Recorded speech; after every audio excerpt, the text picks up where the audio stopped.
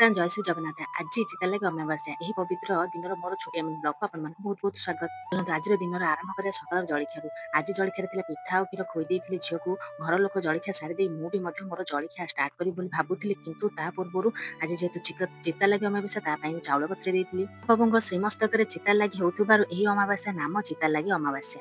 ଏହି ଅମାବାସ୍ୟା ଦିନ ଶ୍ରୀଜଗନ୍ନାଥ ଚିତା ଲାଗି ନୀତି ଦର୍ଶନ ବିଶେଷ ମହତ୍ତ୍ୱ ରହିଛି। ଅନେକ ଲୋକ ଏଥିରେ ଚିତଉ ପିଠା କରନ୍ତି, ତାହା ଲାଗି ଚିତା ଲାଗି ଅମାବାସ୍ୟା ହୋଇଥାଏ। ଜଲ୍ଦି ଜଲ୍ଦି ମୋର ବ୍ରେକଫାଷ୍ଟ ସାରି ଦେଇଥିଲି, କାରଣ ମତେ ଝିଅକୁ ବି ରେଡି କରିବାର ଥିଲା।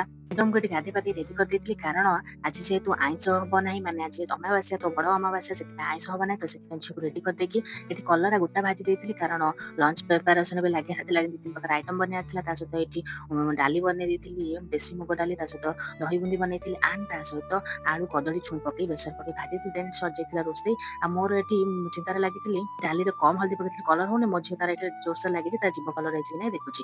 ଆଣ୍ଡ ତା ସହିତ ଆଜି ଚିତା ଲାଗି ଅମାବାସ୍ୟା, ସେଥିପାଇଁ ନଡ଼ିଆ ଭାଙ୍ଗି ଦେଇଥିଲି କୋରିବା ପାଇଁ।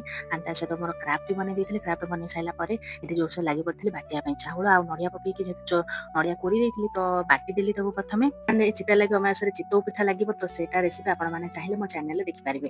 ତ ମିନି ବ୍ଲଗରେ ତ ସବୁ କିଛି ଆଡ୍ କରିପାରୁନି, ତ ଏଥିପାଇଁ ୟାର ଅଲଗା ରେସିପି ମୁଁ ମୋ ଚ୍ୟାନେଲରେ ଆଡ୍ କରିଦେବି, ଆପଣ ଚାହିଁଲେ ମୋ ଚ୍ୟାନେଲରେ ଦେଖିପାରିବେ। ତାହେଲେ ଗାଇସ୍, ଆଜିର ମୋର ଛୋଟିଆ ମିନି ବ୍ଲଗକୁ ଏତିକି। ଭିଡ଼ିଓଟି ଭଲ ଲାଗିଥିଲେ ନିଶ୍ଚୟ ଭଲ ପାଇବା ଦେବେ। ରହିଲି, ନମସ୍କାର। ପୁଣି ଦେଖା ହବା ଆଉ ଗୋଟେ ଛୋଟ ମିନି ବ୍ଲଗରେ। ସେ ପର୍ଯ୍ୟନ୍ତ ଭଲ ରୁହନ୍ତୁ, ସୁସ୍ଥ ରୁହନ୍ତୁ। ନମସ୍କାର, ଜୟ ଶ୍ରୀ ଜଗନ୍ନାଥ।